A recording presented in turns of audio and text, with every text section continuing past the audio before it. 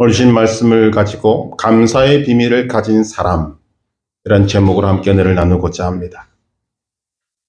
우리가 삶을 살아가면서 감사합니다, 고맙습니다 라는 말을 할 때가 있습니다. 남이 베풀어준 호의나 도움에 대한 인사인 것입니다. 감사합니다, 고맙습니다 할 때는 그 대상이 있습니다.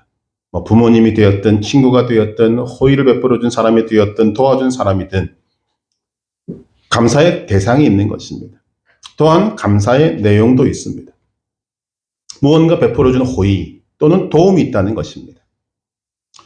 이것만이 아니라 감사의 제목을 찾자면 세상에서 출세하는 것, 돈 많이 버는 것, 시험에 합격하는 것, 명예와 권력을 갖게 되는 것 등등이 다 우리에게 감사의 조건입니다.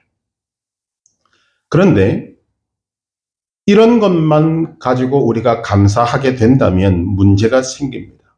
어떤 문제가 생기는가 하면 이런 감사는 감사할 조건이 갖추어지지 않으면 감사할 수 없다는 문제를 갖게 되는 것입니다. 즉, 내게 좋지 않으면, 어려움이 오면, 고난이 찾아오면 이런 감사를 가지고는 결코 감사할 수가 없다는 것입니다.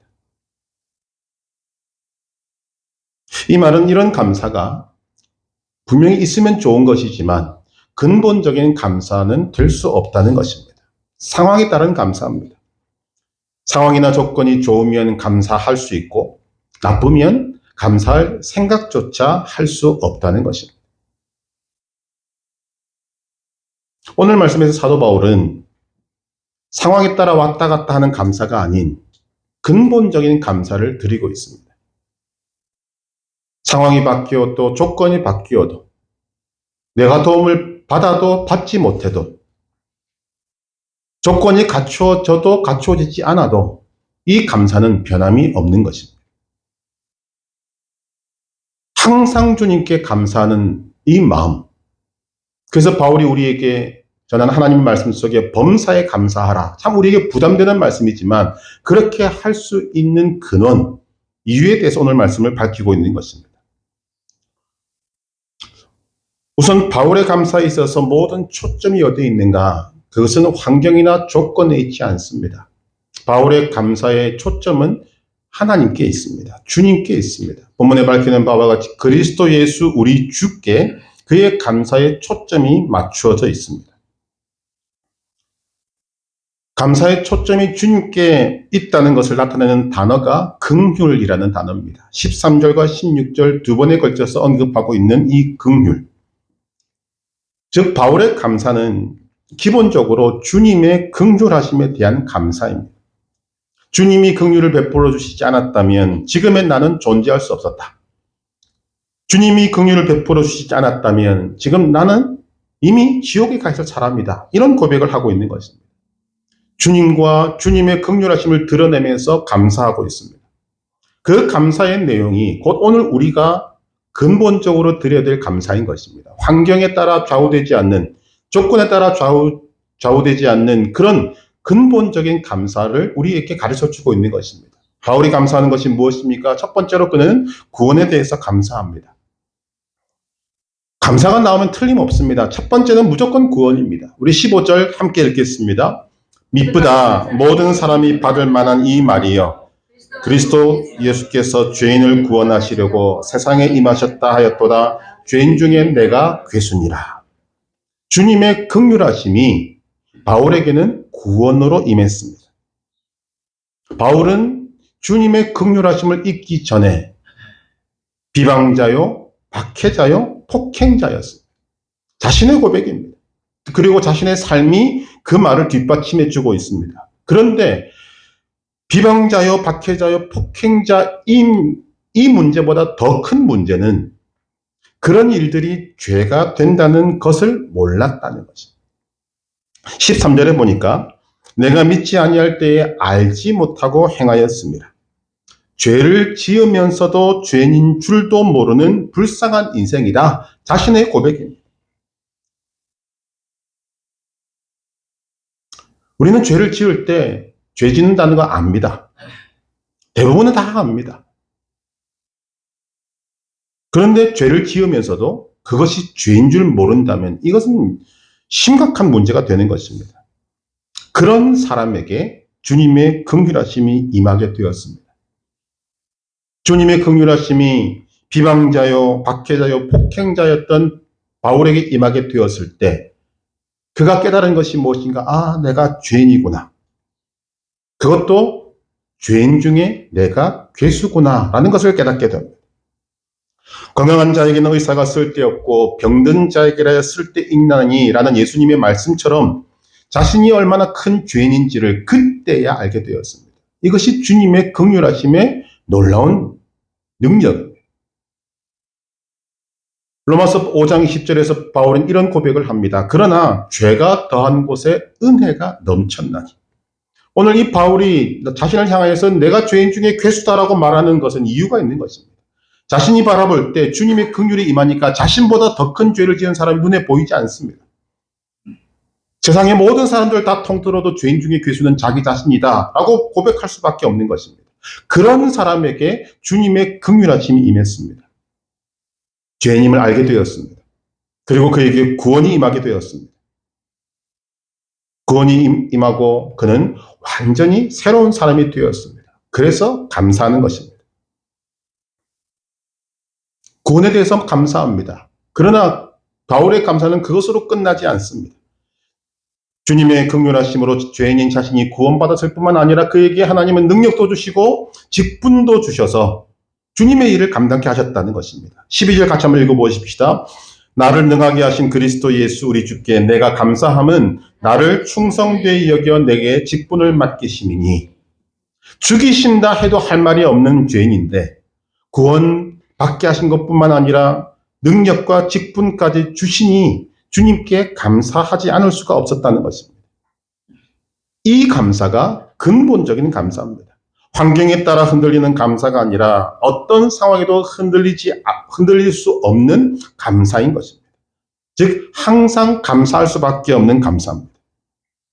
그가 범사에 감사라고 할 수밖에 없는 감사가 그에게는 늘 제목으로 있다는 것입니다.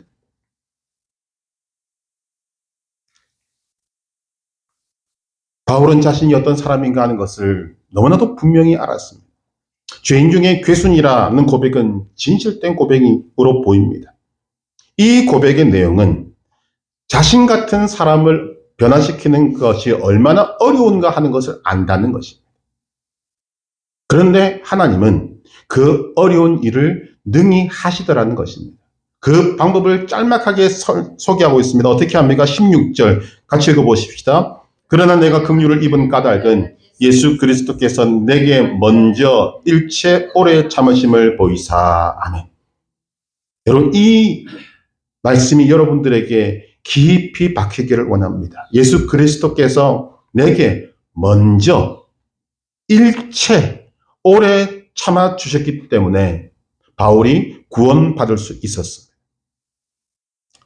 지은 죄로 보면 벌써 죽어 지옥에 가 있어야 할 사람, 변화시키려고 사람들이 노력해봐도 꿈쩍도 하지 않던 그 사람, 죽기 전까지는 절대로 변화가 되지 않을 것 같은 그 사람을 예수님께서는 먼저 일체 오래 참아주시면서 기어코 변화시키신 것입니다. 고래의 심줄보다 더 질긴 사람을 예수님이 긍휼하심으로 변화시키시더라는 거죠. 여러분, 우리도 이 고백 앞에 주님, 제가 그런 존재였습니다 라는 고백을 할 수밖에 없는 것입니다. 그래서 오늘 우리의 감사도 첫 번째는 구원이어야 합니다. 나 같은 죄인 살리신 그 은혜 놀라워. 정말 놀라운 은혜가 우리에게 임했습니다. 우리도 바울과 동일한 완고한 사람이었지 않습니까? 믿음으로 따지면 바늘로 찔러도 피 한 방울 나지 않았던 사람이 우리들이었습니다. 당장 죽이신다고 해도 할 말 없는 죄인이었습니다. 죄인 중에 괴수는 바울도 고백하지만 우리도 그들 속에 포함되는 것입니다. 그런 사람을 예수님께서 먼저 일체 오래 참으심을 통해서 구원에 이르게 하신 주님, 그 주님께 감사하는 것은 마땅하고도 당연한 것입니다. 오늘 우리의 삶에 어떤 문제가 있든지 어떤 환경이 찾아오든 어떤 조건이 갖추어지든 여러분 그것은 우리의 고려 대상이 아닙니다. 가장 중요한 것은 내가 구원받았다는 것입니다. 이 구원으로 인해서 우리에게 끊임없는 감사, 범사의 감사, 변하지 않는 감사, 죽을 때까지 이 감사의 제목을 잃지 않는 감사로 충만한 복된 성도 되시기를 주님의 이름으로 축복합니다. 바울은 그 고백을 하고 있습니다. 나는 구원받았다. 나 같은 사람이 구원받았다. 죄인 중에 괴수인 내가 구원받았다고 선포하는 것입니다. 이것이 그의 감사 제목의 첫 번째입니다. 두 번째 그의 감사의 제목은 변화입니다. 주님의 긍휼하심이 임하자 바울은 변화되었습니다. 변화를 감사하고 있습니다. 바울의 변화는 주님의 긍휼하심이 임하시기 전과 임하신 후로 나누어집니다. 임하시기 전 어떤 상태였습니까? 13절에 고백합니다. 내가 전에는 비방자요, 박해자요, 폭행자였으나. 이것을 우리가 좀 깊이 생각해야 됩니다. 주님의 긍휼하심이 하게 되었을 때 바울의 고백을 따라가면 그는 먼저 분노와 미움의 사람인 자신을 용서와 사랑의 사람으로 변화시키심에 대해서 감사합니다. 바울은 살기가 등등했던 사람입니다. 예수님을 모독했던 사람입니다. 스데반을 돌로 쳐 죽이는 일에 앞장섰던 사람입니다. 예수 믿는 사람을 잡으려고 다메섹까지 열심을 내고 달려갔던 사람입니다. 한마디로 분노와 미움에 사로잡힌 사람이었습니다. 주님께서는 그런 바울에게 긍휼을 베푸셨습니다. 주님의 긍휼이 임하자 사람이 변한 것입니다. 분노가 변하여 용서가 되고 미움이 변하여 사랑이 되었습니다. 주님을 만난 이후에 바울의 마음속을 가득 채웠던 분노와 미움이 사라지고 그 안에 은혜와 사랑만이 충만했습니다. 바울은 자신에게 임한 이 사랑, 하나님의 은혜가 얼마나 큰지 동일하게 부어지는 사람들을 바라보면서 로마서 5장 5절에서 이렇게 고백합니다. 소망이 우리를 부끄럽게 하지 아니함은 우리에게 주신 성령으로 말미암아 하나님의 사랑이 우리 마음에 부은 바 됨이니. 이전까지 그는 하나님의 은혜를 막았습니다. 자기 힘으로 자기 능력으로 막았습니다. 그런데 폭포수처럼 쏟아지는 부은 바 된 하나님의 사랑이 임하니까 도저히 감당 못하고 받을 수밖에 없었다는 것입니다. 거부할 수 없는 하나님의 은혜가 그에게 부어졌습니다. 분노와 미움으로 가득 찼던 그의 마음에 하나님의 사랑이 부어지니 씻은 듯이 사라지고 그 안에 은혜와 사랑이 차고 넘치게 된 것입니다. 고린도후서 5장 14절에는 뭐라고 말합니까? 그리스도의 사랑이 우리를 강권하시는도다. 강하게 권유하셔서 거부할 수 없게 만드셨다. 내가 하나님의 사랑을 받을 수밖에 없었다고 고백합니다. 이렇게 거듭난 바울은 어떤 사람도 용서할 수 있게 되었습니다. 그 어떤 사람도 용납할 수 있게 되었습니다. 바울이 사랑하지 못할 사람이 없었습니다. 모든 사람을 용서할 수 있었고 모든 사람을 사랑할 수 있었던 주님의 사랑으로 가득한 주님의 사람으로 변했던 것입니다. 오늘 여러분들의 심령 속에 분노와 미움을 품고 계십니까? 용서는 하고 싶고 계속해서 주어진 말씀 때문에 내가 용서해야지 마음은 먹는데 해결되지 않는 괴로움이 있으신 분이 계십니까? 여러분에게 부어진 주님의 긍휼하심, 은혜와 사랑을 먼저 생각하시길 바랍니다. 내가 어떤 존재인지, 내 안에 있던 분노와 이 미움을 하나님께서 그 십자가의 사랑으로 어떻게 사랑을 부으셨는지를 먼저 생각하시고 그 다음에 여러분 속에 있는 분노와 미움의 마음을 보시기를 바랍니다. 주님의 사랑이 여러분들에게 부어졌습니다. 그 사랑이 여러분에게 부어졌다면 여러분이 알지 못하는 사이에 여러분에게 있는 분노와 미움이 눈녹듯이 사라지는 것을 보게 될 것입니다. 그 속에 주님의 은혜와 사랑 긍휼로 채워 넣어야 하는 것입니다. 감사가 터져 나올 것입니다. 분노는 사라지고 미움은 사라지고 사랑의 감정이, 용서의 감정이, 그리고 감사가 터져 나오게 될 것입니다. 바울은 자신과 같이 분노와 미움에 가득 찼던 사람을 용서와 은혜의 사람으로 바꾸신 하나님의 은혜에 감사합니다. 두 번째 그의 변화는 무엇이었습니까? 자랑과 교만의 사람에서 겸손과 복종의 사람으로 변화시키심에 감사합니다. 사도 바울은 자랑할 만한 것이 많은 사람이었습니다. 그의 가문, 혈통, 재력, 학벌, 그 무엇 하나 빠질 것 없는 세상적으로 잘난 사람이었습니다. 세상적인 자랑은 교만으로 이어졌습니다. 그 교만은 죄를 불러왔고 죄인 줄도 모르고 죄를 짓는 비방자, 박해자, 폭행자가 되었습니다. 그런 바울에게 주님의 긍휼하심이 임한 것입니다. 주님의 긍휼하심이 임하자 그의 자랑은 겸손이 되었고 그의 교만은 복종하는 심령으로 변하게 되었습니다. 이제는 언제나 겸손한 사람이 되었고 죽도록 충성하는 사람이 되었습니다. 바울의 변화는 말로 다 설명하기 어려운 만큼 크고 놀라운 변화입니다. 그런데 이 인간 속에 자리 잡은 이 교만은 그 뿌리가 굉장히 깊습니다. 그래서 주님은 이렇게 변화되어진, 정말 놀랍도록 변화되어진 바울에게 하나의 안전장치를 두셨는데 그것이 바로 가시였습니다. 고린도후서 12장 7절, 여러 계시를 받은 것이 지극히 크므로 너무 자만하지 않게 하시려고 내 육체의 가시 곧 사탄의 사자를 주셨으니 이는 나를 쳐서 너무 자만하지 않게 하려 하심이라. 여러분, 이 고백이 감사합니다. 여러분, 육체의 가시, 바울이 사탄의 사자라고 할 만큼 그를 지속적으로 괴롭혔던 가시입니다. 그런데 하나님의 마음을 아니, 자신에게 부어진 하나님의 은혜를 아니, 그는 주님, 이 가시마저도 감사합니다. 이런 수준까지 올라가게 되었다는 것입니다. 오늘 우리 안에 알게 모르게 자리 잡은 자랑이 있습니다. 부질없는 것이지만 자랑하는 것이 있습니다. 그 자랑이 교만으로 넘어가는 것이 있습니다. 주님의 은혜와 사랑으로 모든 자랑과 교만이 씻어지기를 간절히 소망합니다. 그리고 그 비어진 자리에 주님의 긍휼과 은혜와 사랑으로 가득 차게 되기를 소망합니다. 그것은 우리의 말로, 우리의 표정으로, 우리의 삶으로 나타나는 것입니다.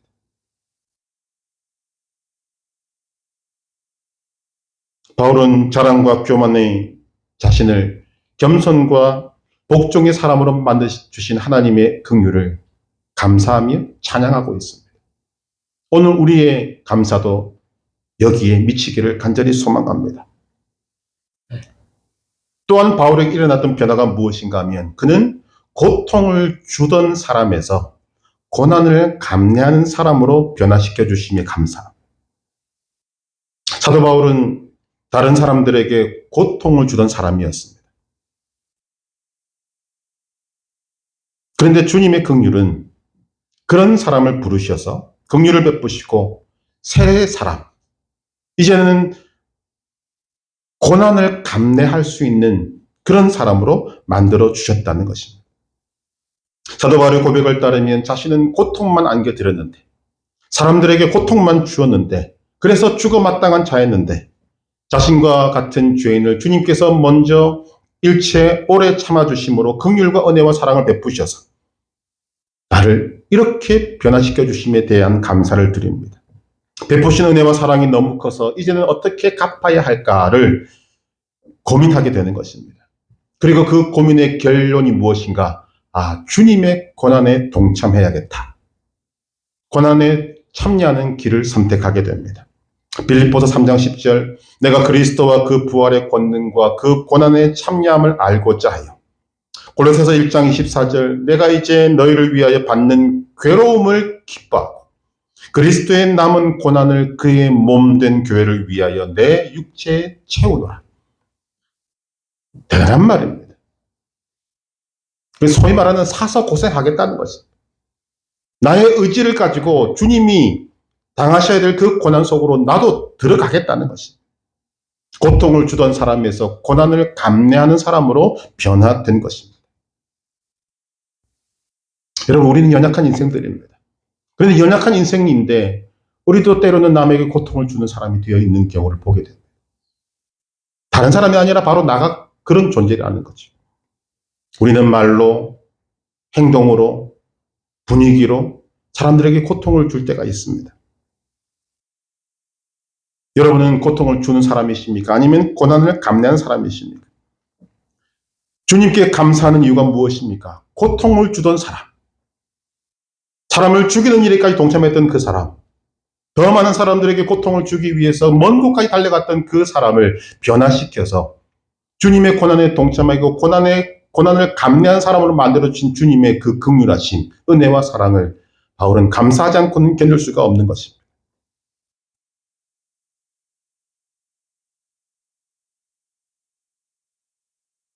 우리는 이런 날들을 맞이할 때마다 예수님을 떠올리게 됩니다. 우리가 놓치고 있는 많은 것들 가운데 우리는 늘 예수님의 모습을 놓치고 있습니다. 예수님은 세상 사람들의 눈으로 볼 때는 아름다운 것이 없었습니다. 영화나 또는 성화를 보게 되면 우리는 예수님에게서 그런 모습을 볼 수가 없습니다. 아름다운 모습을 봅니다. 그러나 성경은 그렇게 말하고 있지 않습니다. 이사야 53장 2절에 보니까 예수님에 대해서 이렇게 설명합니다. 고운 모양도 없고 풍채도 없은즉 우리가 보기에 흠모할 만한 아름다운 것이 없도다. 그러나 예수님은 하나님이십니다. 하나님의 아들이시라는 비밀을 가진 분입니다. 메시아, 그리스도라는 비밀을 가진 분이었습니다. 오늘 이 고백을 하고 있는 바울도 그런 것으로 보입니다. 세상적인 자랑거리, 그가 내세웠던 그 자랑거리는 사실은 눈에 보이지 않는 것들입니다.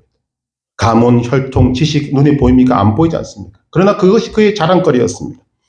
눈에 보이는 것은 바울도 자랑할 만한 것이 하나도 없었습니다.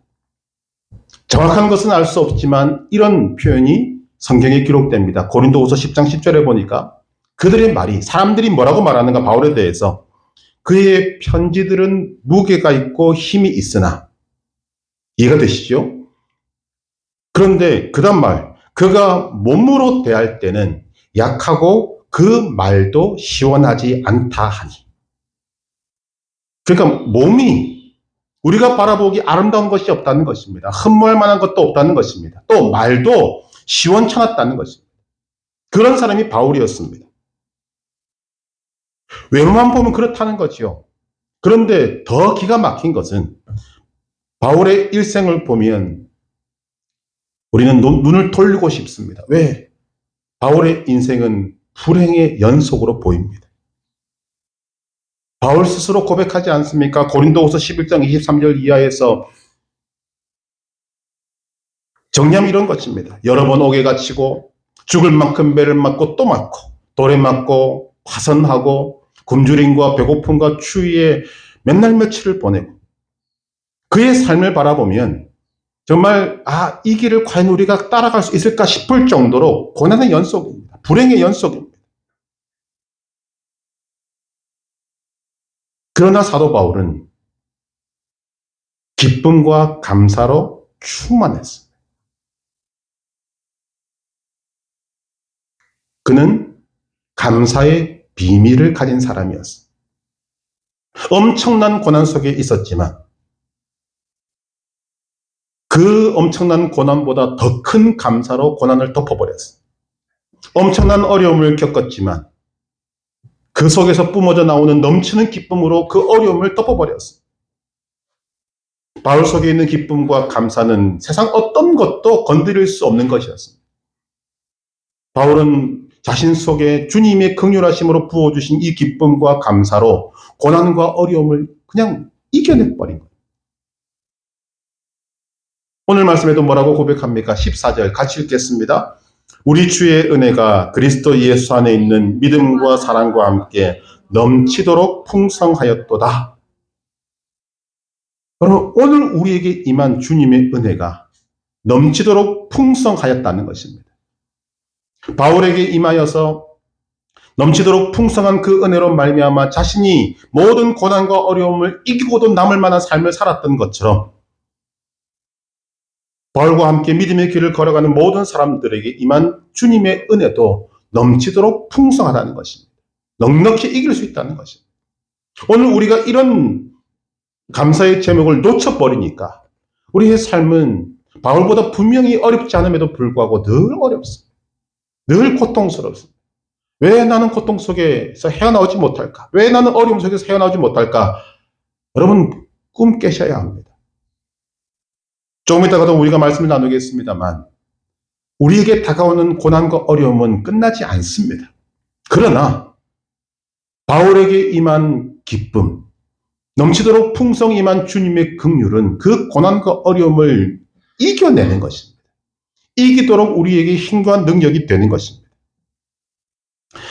바울이 고백하는 바와 같이 주의 은혜가 넘치도록 풍성한 이 풍성함이 얼마나 풍성한지, 그것을 생각할 때마다 찾아오는 기쁨과 감사가 얼마나 넘쳤든지 이런 고생을 하고 죽을 때가 다가왔을 때 그는 이런 고백을 합니다. 디모데후서 4장 7절 8절 나는 선한 싸움을 싸우고 나의 달려갈 길을 마치고 믿음을 지켰으니 이제 후로는 나를 위하여 의의 면류관이 예비되었으므로 주 곧 의로우신 재판장이 그날에 내게 주실 것이며 내게만 아니라 주의 나타나심을 사모하는 모든 자에게도니라. 이 고백이 뭡니까?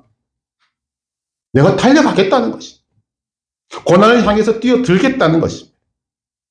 보통 사람 같으면 그렇게 죽을 만큼 고생했으면 이런 삶을 다시는 살고 싶지 않을 것이고 생각만 해도 끔찍한 그 일들을 뭐하러 다시 가겠습니까? 우리 흔히 그런 말 묻지 않습니까? 다시 태어나면 어떡할래? 지금 바울의 고백은 이것입니다. 내가 다시 태어나도 나는 이 길을 간다. 무엇 때문입니까? 그에게 부어진 하나님의 은혜가 넘치도록 풍성했기 때문에. 어떻게 그럴 수 있습니까? 어떻게 그렇게 죽을 고비를 수없이 넘기고 수없이 많은 매를 맞고 그렇게 한평생 고난 속에 쌓였던 그가 나는 죽을 때까지 달려갈 것이고 다시 태어나도 이 길을 갈 것이다라고 고백할 수 있습니까? 주님의 긍휼하심 때문입니다. 자신에게 임한 주님의 긍휼하심이 조금 임한 것이 아니라 넘치도록 풍성히 임했기 때문입니다. 또한 넘치도록 풍성한 주님의 긍휼과 은혜와 사랑이 앞으로도 임할 것이기 때문입니다. 과거에도 넘치도록 풍성했고 현재에도 넘치도록 풍성하고 그리고 미래에도 주의 은혜가 넘치도록 풍성할 것이기 때문에 그 주님의 긍휼하심을 생각할 때마다 참을 수 없이 밀려나오는 기쁨이 그의 속에 넘치기 때문에 감사가 차고 넘칠 수밖에 없기 때문에 나는 이 길을 간다. 이 고백을 하고 있는 것입니다. 여러분은 바울의 감사를 보시면 감사하는 마음이 감사를 불러오는 것입니다. 환경과 조건이 우리에게 감사를 주는 것이 아닙니다. 그 속에 있는 감사하는 마음이 감사를 불러오는 것입니다. 감사하는 마음이 환경과 조건을 이기는 것입니다. 환경과 조건이 감사의 조건이 아니라 감사하는 마음이 감사의 조건이라는 것입니다. 행복은 깨어있는 사람에게 허락된다라는 책을 지은 바바라 버거라는 사람은 그의 책에서 이렇게 말합니다.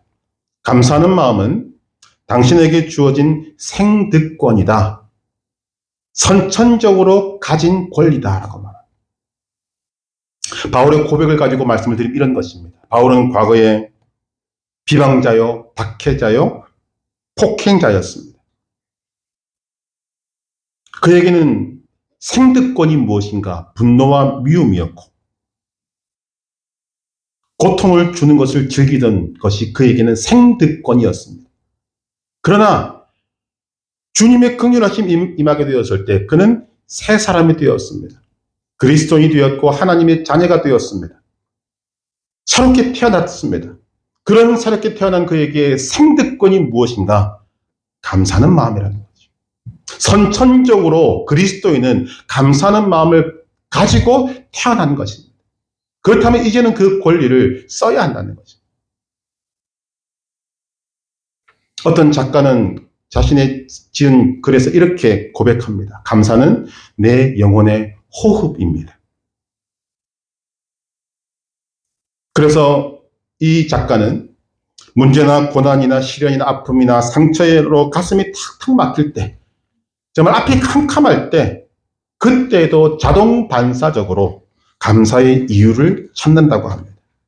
왜냐하면 그는 감사의 힘을 알고 내가 살기 위해서는, 내가 존재하기 위해서는 반드시 감사해야 된다는 원리를 깨달았기 때문입니다. 많은 사람들이 고난과 어려움과 문제에 부딪히고 답답한 문제를 부딪히면 뭐합니까? 불평하고 원망합니다. 그러나 이 사람은 감사의 힘을 알고 감사하지 않으면 내가 살 수 없다는 이 원리를 깨달았기 때문에 거기서 필사적으로 감사의 조건을 찾아낸다는 거죠. 그리고는 그는 이렇게 고백합니다. 감사를 하면 숨통이 트입니다. 감사는 최고의 명약, 만병통치약입니다. 감사하면 상처가 치유됩니다. 감사하면 머리가 맑아집니다. 감사하면 평온해집니다. 감사하면 내 영혼이 건강해집니다. 감사하면 행복해집니다. 감사를 통해 회복하고 감사를 통해 성장합니다. 감사를 통해 마음을 정화합니다. 감사는 나를 존중하는 태도입니다. 감사로 나를 돌보고 사랑합니다. 그럼에도 감사하고 억지로도 감사하고 그래서 감사하고 그러니까 감사하고 이래도 감사하고 저래도 감사하고 그리 아니하실지라도 감사하고 지금 감사하고 매일 감사하고 평생 감사합니다. 감사는 기적입니다. 바울은 자신에게 임한 주님의 긍휼과 은혜와 사랑이 모든 믿는 사람에게 임했다라고 선포합니다. 15절 밑보다 모든 사람이 받을 만한 이 말이요. 16절 그러나 내가 긍휼을 입은 까닭은 예수 그리스도께서 내게 먼저 일체 오래 참으심을 보이사 후에 주를 믿어 영생 얻는 자들에게 본이 되게 하려 하심이라. 아멘. 바울의 이 마음을 우리가 믿음으로 받기를 원합니다. 이 말이 무슨 말입니까? 주님의 긍휼하심은 나 같은 사람도 구원시켰다.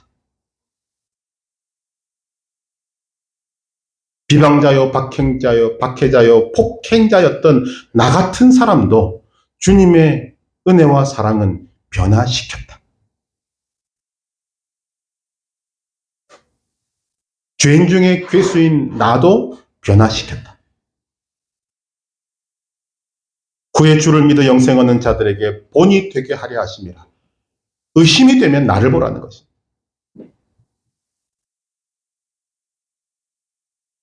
사도 바울은 이런 주님의 긍휼과 은혜와 사랑을 경험하고 나니 감사하지 않을 수가 없는 사람이 되었습니다. 그래서 감사합니다. 범사에 감사합니다. 바울은 감사의 비밀을 가진 사람입니다. 그런 감사의 마음으로 사니 우리가 알고 있는 바와 같이 그의 삶은 정말 어려운데 그의 입에서는 이런 고백이 나오는 것입니다. 17절 같이 읽겠습니다. 영원하신 왕 곧 썩지 아니하고 보이지 아니하고 홀로 하나이신 하나님께 존귀와 영광이 영원 무궁하도록 있을지어다. 아멘. 이번 주의 말씀으로 드리는 시편 4편 7절은 오늘 추수감사주의를 맞은 우리에게 감사의 의미를 조금 더 확인시켜주는 말씀입니다. 같이 한번 읽어보겠습니다. 주께서 내 마음에 두신 기쁨은 그들의 곡식과 새 포도주가 풍성할 때보다 더하니이다. 추수와 곡식과 과일과 풍성한 것을 우리가 주님 앞에 감사하지만 그 감사가 내 안에 있는 감사를 이기지 못한다는 것입니다. 2023년 추수감사주의를 맞은 우리도 주님의 긍휼과 은혜와 사랑을 이미 입은 자들입니다. 우리는 주님의 넘치는 긍휼과 은혜와 사랑으로 구원을 받았고 변화를 받은 사람들입니다.